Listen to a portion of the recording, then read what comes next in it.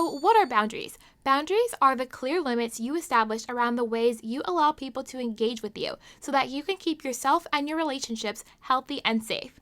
These boundaries mark the limits of behavior that are acceptable to you, where words or actions beyond that cause you harm or make you feel unsafe. When you set a boundary, anything inside that boundary helps you feel good, comfortable, safe, and happy, while anything beyond that makes you feel generally not good. Now, it's important to note that boundaries are a limit that you express to someone else, and they help you convey what you will do if someone violates a boundary. They are not intended to control someone else or tell them what they can or can't do. For example, if you invite someone over to your house who smokes regularly, you can't control them and tell them to stop smoking, but you could say, "We don't allow smoking in our home," and then decide not to invite the guest back to your house if they don't respect this boundary. These boundaries do not have to be around super big issues in your life either, and oftentimes it's the little things that cause the most frustration and irritation, especially when you deal with them on a consistent basis for a long period of time, like someone always joining you on your morning walk when you prefer to walk alone. Information on setting gentle but firm boundaries is not often explained in school, homes, or professional development trainings at work, but boundaries are a truly magical tool with the ability to transform all aspects of your life. In the author's words, she explains, quote, "What I am is someone who takes her mental health, energetic capacity, and worth seriously, and does what needs to be done to protect them," unquote, in business, friendships, and relationships. She discovered, quote, "that boundaries were the key to expanding my life exponentially, helping me release anxiety, self-doubt, and resentment, and firmly establishing the kind of physical and emotional security, bomb-proof self-confidence, and deeply satisfying relationships I've been craving my whole life," unquote. Her sentiments illustrate the power of boundaries, and they enable you to stop avoiding certain people and situations, including hypothetical situations if you've ever imagined a situation that could happen and then got mad about it prematurely. Boundaries also help you stop avoiding conversations where you might feel uneasy about someone inquiring into your personal business or asking you about topics that you don't feel comfortable discussing. Setting boundaries around little things that you try to overlook or brush off or tolerate begrudgingly have a huge impact on your life and empower you to no longer stay quiet. Urban notes that boundary setting can be scary and hard, but she astutely points out that living a life without boundaries, where you're constantly anxious, angry, overcommitting, and prioritizing other people's feelings over your own, is also hard, to the extent that it can make your life feel small and flat. If you've ever felt any of these sentiments, that's most likely a clear sign that you need to set a boundary, and Urban offers 3 easy steps for doing this. Step 1, identify the need for a boundary. One of the clearest signs a boundary is needed is if you dread or feel anxious around seeing someone due to something they might say or do, or if you avoid conversations where a certain topic might be brought up. Other signs include regularly receiving and tolerating unsolicited feedback, opinions and commentary, one-sided relationships, being agreeable to not cause tension and keep the peace, or feeling that other people's thoughts and feelings are more important than your own. All of these are signs of energy leakage, where your mental and emotional energy is going toward interactions that consume more of your energy than they offer you in return. A big part of recognizing the need to set boundaries is the clarification that no, boundaries are not mean. Once again, for the people in the back, boundaries are not mean. Remember, boundaries provide a clear line between what you find helpful and harmful, and they are an act of kindness to yourself and to your relationships, both romantic, familial, platonic, in the workplace, and with strangers. Boundary setting can be uncomfortable, especially because women are overly trained to put other people's wants and needs before their own, and Urban claims that this is the main reason why people are not setting the boundaries they need. Speaking up in the moment to advocate for yourself is uncomfortable because anyone who oversteps your boundaries in the first place has already made the situation uncomfortable. A great strategy for making boundary setting feel a little bit more comfortable and natural is to affirm to yourself 3 times each night, quote, "I am comfortable setting boundaries because they are kind to myself and others," unquote. Step 2, set the boundary using clear, kind language. What's unkind is to not set clear expectations, offer half-truths to make someone feel better, and build up resentment towards someone for not respecting your boundaries when you never clarified what those boundaries are. Setting clear, direct boundaries is the kind option. When deciding on a boundary to set, ask yourself, when I'm done talking, will the person know exactly where my limit is and how to avoid crossing it? You can probably think of a few instances when someone said or did something that was not okay, but you froze instead of saying anything. And then later on, you find the words and have a superheated conversation in your head about what you wish you had said out loud. This has happened to me a ton. One way you can overcome this is by practicing the affirmation I offered earlier, which is, quote, I am comfortable setting boundaries because they are kind to myself and others, unquote, 3 times each night so that whenever you need to set a boundary in real life during the day, you are mentally on guard and ready to do so.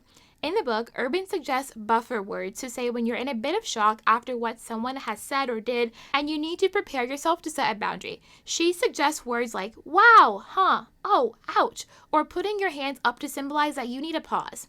An example could look like saying, wow, I am not going to answer that, after someone asks an insensitive question. She also points out that even after the moment has passed and maybe the other person has forgotten about what was said or done, you can still have a conversation later to set the boundary and let them know that it wasn't okay. Another point Urban makes is that people do not need to understand or agree with your boundary to respect it, noting that women are conditioned to feel that they need to offer a detailed explanation in order to justify why they're doing something for themselves, like setting a boundary or asking for a raise at work. Setting a boundary without explaining it is truly a boss move because it indicates that you're clear on what you need, you've given it thought, and you're comfortable advocating for yourself. You can set a boundary without justifying it, without over-explaining it, and without asking permission to set it in the first place, all of which might make the person you're setting the boundary with feel like there's implied space to negotiate, plead, or guilt you into rethinking it. If someone does ask why and you don't want to leave them hanging, instead of over-explaining, you can use lines like, it's just what I need right now, or I prefer not to discuss this any further, or it's a sensitive topic, or another brief statement. The third and final step in boundary setting is to hold the boundary, enforcing consequences if necessary. This could look like restating a boundary if someone oversteps it again, not inviting someone over to your house another time if they don't respect your house rules, or looking for ways to exit a situation if you're made to feel unsafe or uncomfortable. If the idea of setting a boundary makes you feel guilty, remind yourself that unearned guilt is a learned means of self-punishment.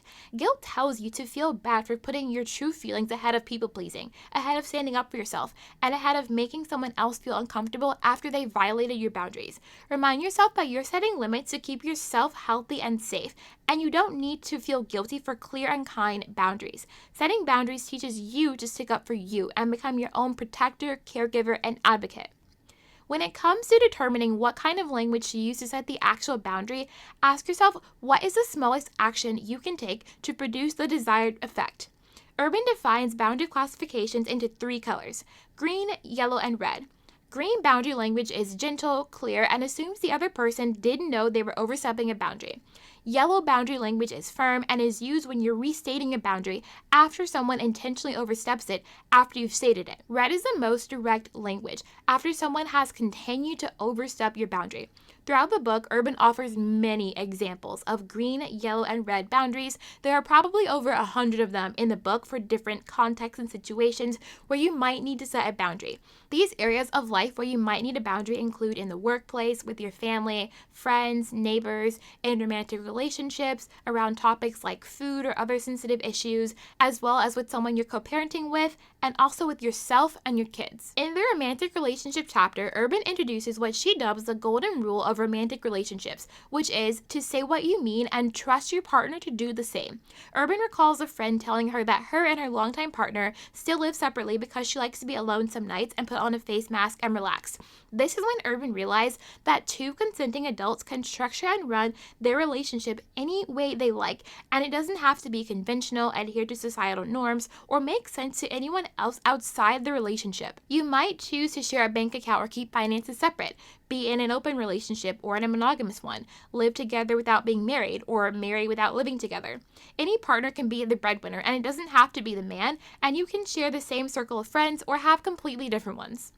Urban offers a multitude of scripts for communicating boundaries with a romantic partner, whether it's someone you're dating casually, in a relationship with, or even married to.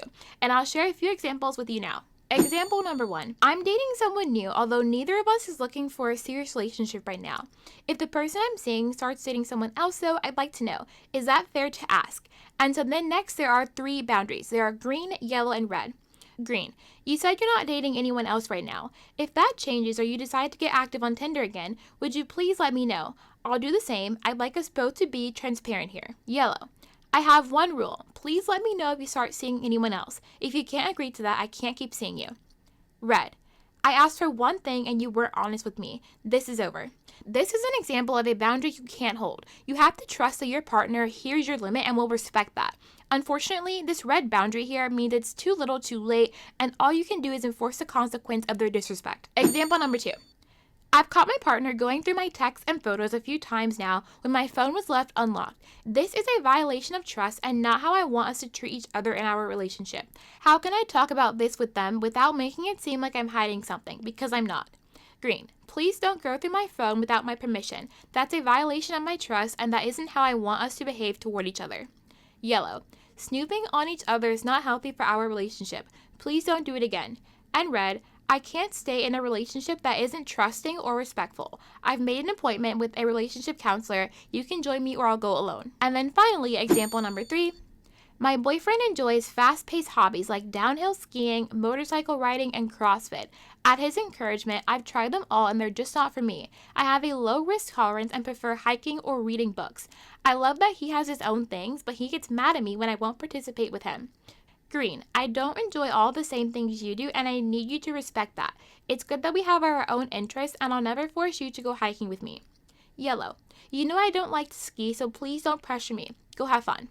Red. The way you behave when I say no is a problem for me. Okay, so those were 3 examples from the book. They're all around page 200 in the chapter titled Love, Marriage, Sex, and Dishes. Today's episode is part of the Pink Positive Impact Collection, an exploration of big ideas with the power to transform not only your dating and relationship journey, but also significantly impact other important areas of your life. The first area of life where you might need to set some boundaries is in the workplace, which can definitely be complicated to navigate if you have to respond to a boss or are depending on your job to meet your financial needs.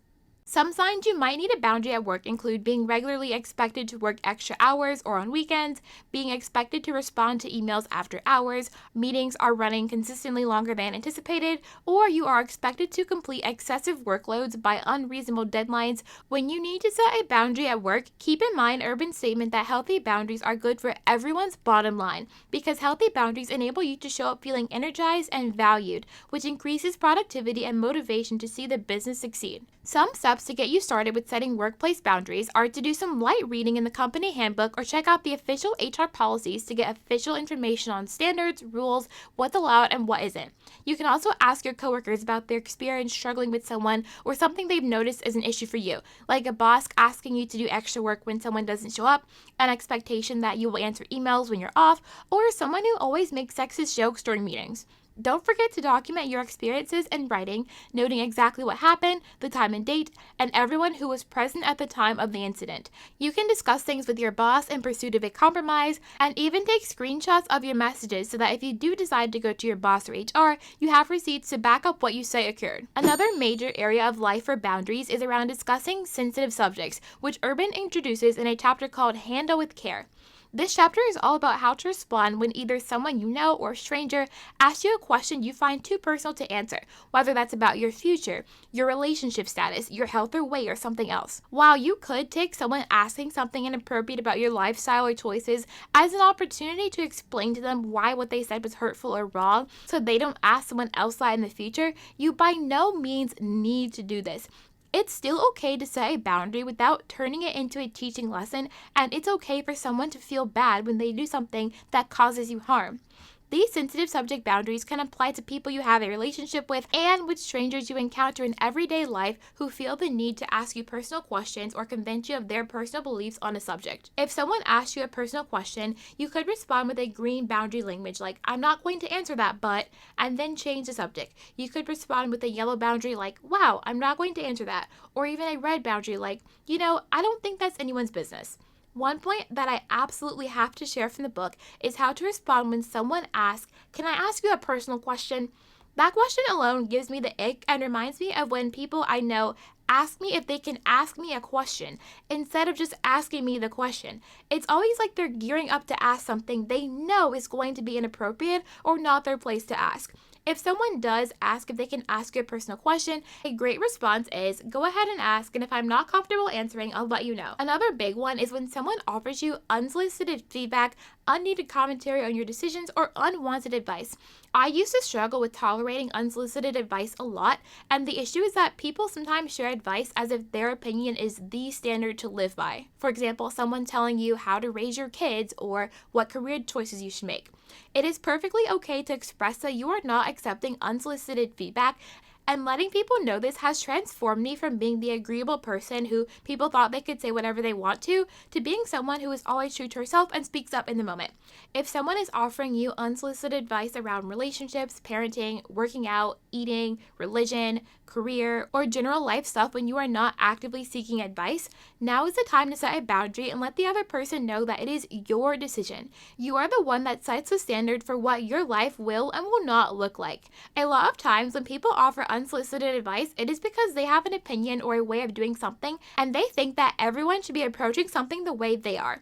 In response, you can start out with a boundary like, oh, no thank you, I'm not looking for outside opinions on this decision, or oops, let me stop you right there. I appreciate the intention, but I'm not looking for advice on that subject right now. Or even, that's a personal decision and I'd appreciate it if you'd respect that. All of these boundaries are clear, they are kind, maybe they will inspire someone else to advocate for themselves too, and they allow you to stick up for yourself without tolerating something that doesn't serve you. I know the majority of this episode has been about setting boundaries with other people, but there's one super important person you need to set boundaries with, and that person is yourself. Essentially, when it comes to setting boundaries with yourself, it is largely about changing a behavior that is not positively serving you, like scrolling on TikTok until 2 a.m., skipping the gym, or not allocating enough of your money towards paying off debt, or not spending sufficient time developing your side hustle. A few great hacks to tackle boundary setting with yourself after you've identified the need for one include setting clear goals, building habits to encourage consistency, showing up and adhering to a boundary even when you don't feel like it, and realizing that it's okay to slip up with your boundaries from time to time as long as you are committed to practicing them consistently. As always, towards the end of every episode, I leave you with a big pink question, which is a powerful reflection prompt to help you practically apply sentiments from today's episode directly into your dating and relationship life in a transformative way. Today's question is, which situations in the past do you wish you had set a boundary in, and how can you apply information from today's episode to ensure you set the appropriate boundaries moving forward? I know it can be hard realizing you've tolerated something that wasn't okay for far too long, but remember to give yourself grace and forgiveness and know that you can make a different choice going forward. Boundaries are truly the limits that set you free and empower you to live your healthiest, happiest life in dating and beyond. Wishing you so much love and positivity, and I'll see you same time next week.